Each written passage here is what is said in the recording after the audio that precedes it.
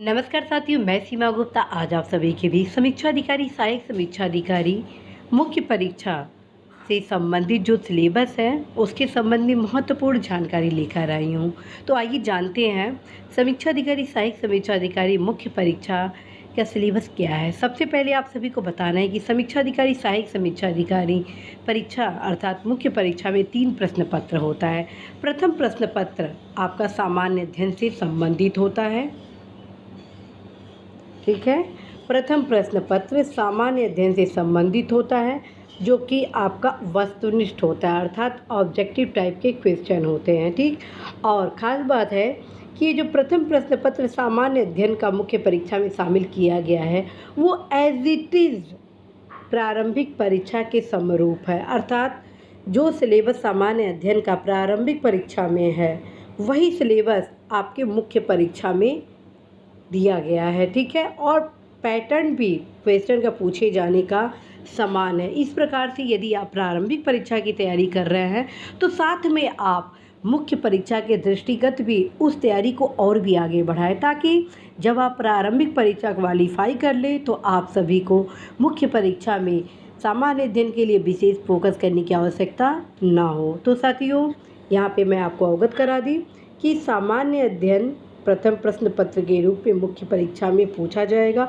जिसमें इतिहास, भूगोल, विज्ञान, अर्थव्यवस्था, राज्य व्यवस्था, पर्यावरण, कृषि, यूपी, जनगणना, करंट अफेयर्स आदि से संबंधित महत्वपूर्ण प्रश्नों का समायोजन किया जाएगा। और ये भी ध्यान देने वाली बात है कि प्रथम प्रश्न पत्र आपका माइनस मार्किंग है। जी हाँ, सामान्य अध्ययन का ये जो क्वेश्चन पेपर है वो उसमें आपका माइनस मार्किंग है, अर्थात यदि किसी प्रश्न का उत्तर गलत होता है तो आप माइनस में चले जाएंगे। तो साथियों, हर एक प्रश्न को बहुत ही अच्छे से आप पढ़ेंगे ताकि आप अवश्य ही सफलता प्राप्त कर सकते हैं। अब हम आते हैं द्वितीय प्रश्न पत्र सामान्य हिंदी। जी हाँ, द्वितीय प्रश्न पत्र सामान्य हिंदी से संबंधित है। और द्वितीय प्रश्न पत्र में आपको 2 प्रश्न पत्र दिए जाएंगे एग्ज़ाम हॉल में। ठीक है, पहले प्रश्न पत्र में आपको जो पहला क्वेश्चन है वो है दिए हुए गद्यांश का शीर्षक, सारांश और 3 रेखांकित अंशों की व्याख्या आपको करनी होगी। ठीक है, तो साथियों आपको एक गद्यांश दे दिया जाएगा, आप उस गद्यांश को अच्छे से पढ़ेंगे। जो आपको यथोचित जो उचित शीर्षक लगता है उसका आप शीर्षक लिखेंगे। ठीक है, और ये भी ध्यान रखें शीर्षक बहुत लंबा नहीं होता है, बल्कि 4 से 5 शब्द या मैक्सिमम 7 शब्दों के अंतर्गत ही आप शीर्षक लिखेंगे। और फिर आपको जो गद्यांश दिया जाता है फिर उसका सारांश पूछा जाता है, तो उसका सार आप अपने शब्दों में समझकर लिखेंगे। और उसी गद्यांश में 3 रेखांकित अंशों को रेखांकित किया जाएगा, जिसका आपसे व्याख्या पूछा जाएगा, जिसकी आपको व्याख्या करनी होगी। तो साथियों, इस प्रकार से सामान्य हिंदी का जो प्रथम टॉपिक है वो है गद्यांश से संबंधित, जिसमें 3 प्रश्न पूछे जाएंगे, शीर्षक, सारांश और 3 रेखांकित अंशों की व्याख्या। अब हम आते हैं दूसरे प्रश्न पर। साथियों, जो दूसरा प्रश्न होगा, अर्थात पहला प्रश्न क्या हो गया आपका गद्यांश, दूसरा हो गया किसी दिए हुए सरकारी पत्र का सारणीय रूप में सार लेखन, अर्थात आपको एक सरकारी पत्र का प्रारूप दे दिया जाएगा। ठीक है, अब उसका आपको क्या करना है, टेबुलर फॉर्म में दर्शाना है। ठीक, सारणी रूप लिखनी है।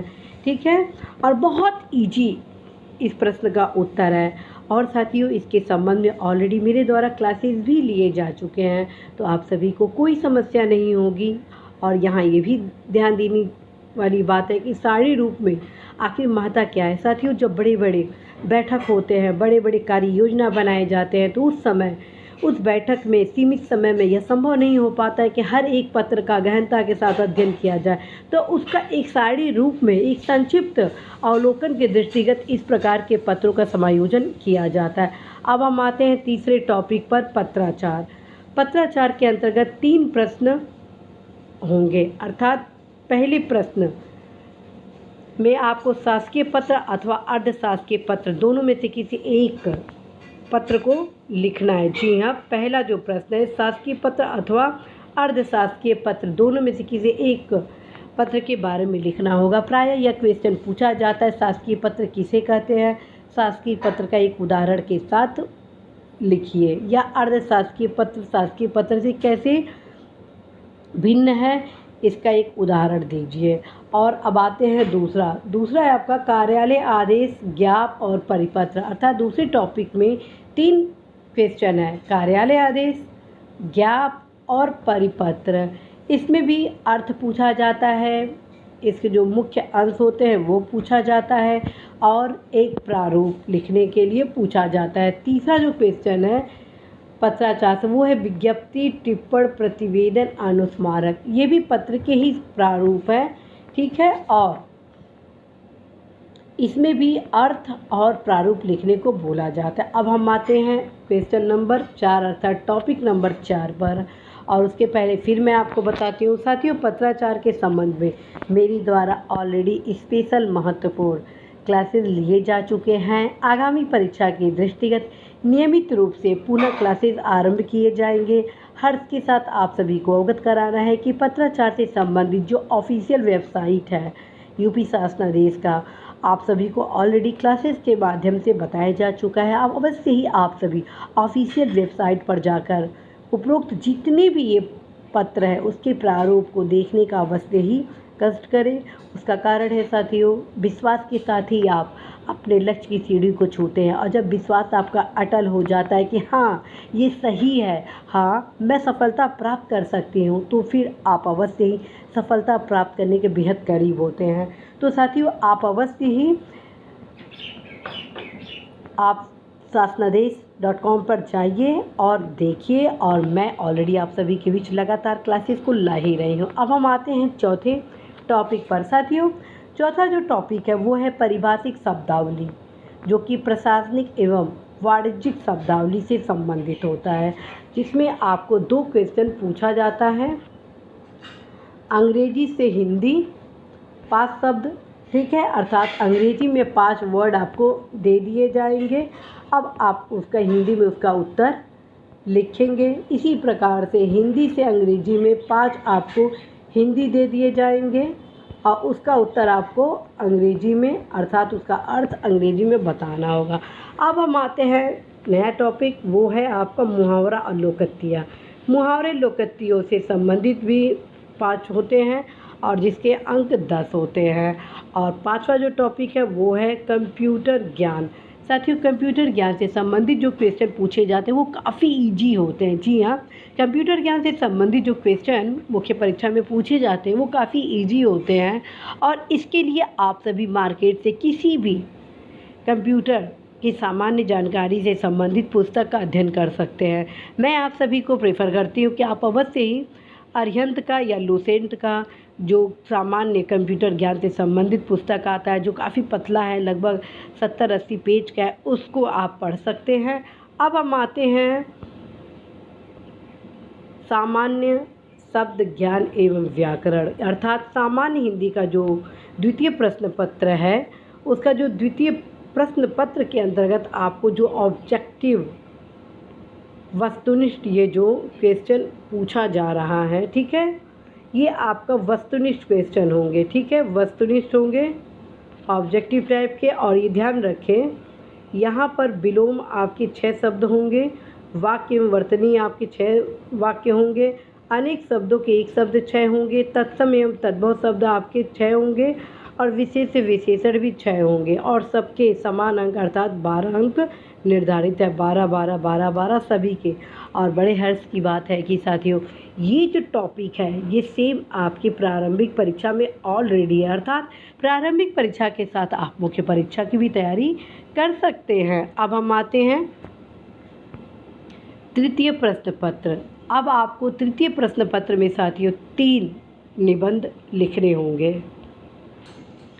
यह ध्यान देने योग्य बात है कि जो तृतीय प्रश्न पत्र है वो हिंदी निबंध से संबंधित है, अर्थात आपको जो निबंध इस परीक्षा में लिखना है वो हिंदी में ही लिखना होगा।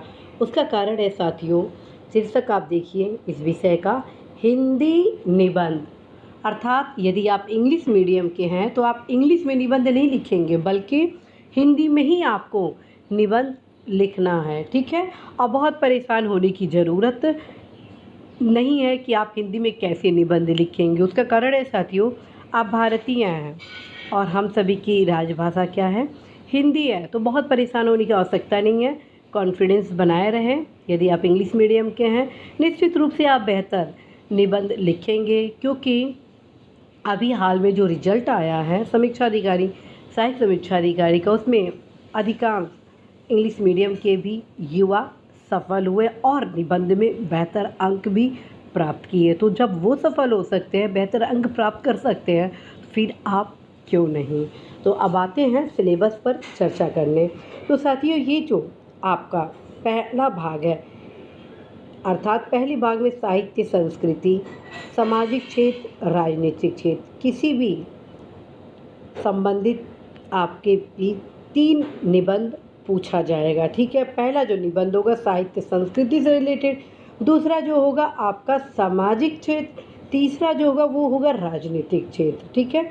इसी प्रकार से जो दूसरे भाग में 3 निबंध पूछे जाएंगे, उसमें आपका विज्ञान, पर्यावरण, प्रौद्योगिकी, आर्थिक क्षेत्र, कृषि एवं व्यापार से, और तीसरे भाग में राष्ट्रीय एवं अंतर्राष्ट्रीय घटनाक्रम अर्थात करेंट अफेयर से रिलेटेड जो महत्वपूर्ण उस समय ज्वलंत मुद्दे हैं, योजनाएं हैं, उससे रिलेटेड कोई एक निबंध आप सभी के बीच पूछा जा सकता है, ठीक है। और जो दूसरा क्वेश्चन है खंड 3 का, वो है प्राकृतिक आपदा, जिसमें आपको अमूमन भूस्खलन, भूकंप, बाढ़, सूखा इत्यादि का गहनता के साथ अध्ययन करना होगा। और साथियों, मैं हमेशा कहती हूँ कि आप अवश्य ही प्राकृतिक आपदा का समावेशी अध्ययन करें, ताकि अगर सेपरेट भी क्वेश्चन इस टॉपिक से पूछा जाए तो आप इस पोर्शन को बेहतर तरीके से लिख सकें। और जो तीसरा क्वेश्चन है वो राष्ट्रीय विकास योजना से संबंधित, अर्थात जो महत्वपूर्ण योजना से रिलेटेड हैं, इशू से रिलेटेड है, जो स्पेशल नेशन इंटरेस्ट से रिलेटेड है, उससे रिलेटेड इस टॉपिक में क्वेश्चन पूछे जाते हैं, ठीक है। और इस प्रकार से 3 भाग से आपको एक एक निबंध लिखना है, कुल 3 निबंध लिखने हैं। प्रत्येक भाग से आपको एक निबंध लिखना ही होगा। और साथियों, मुझे पूरा भरोसा है कि आप सभी बेहतर तैयारी करेंगे और बेस्ट परफॉर्मेंस के साथ अवश्य अपने लक्ष्य में सफल होंगे। तो साथियों, आज आप सभी के बीच मेरे द्वारा समीक्षा अधिकारी, सहायक समीक्षा अधिकारी, मुख्य परीक्षा से संबंधित सिलेबस के संबंध में चर्चा की गई हैं। आगे आप सभी के बीच वे तमाम महत्वपूर्ण guidance classes, information facts classes, information related classes के साथ साथ कुछ महत्वपूर्ण लाइव क्लासेस भी लाए जाएंगे, जो कि इस परीक्षा में सफलता के लिए आप सभी के लिए बेहद उपयोगी होने वाला है। इसी आशा, संदेश, विश्वास के साथ मैं सीमा गुप्ता आप सभी को ढेरों शुभकामनाएं देती हूँ कि आप अवश्य ही अपनी ऊर्जा को पहचानें, अपनी ऊर्जा का सदुपयोग करते हुए अपने लक्ष्य में सफलता के लिए अवश्य ही सही दिशा निर्देश में, सही पुस्तकों के माध्यम से तैयारी करें। बिल्कुल निराश न हो, पूर्ण ऊर्जा के साथ आगे बढ़े। All the best.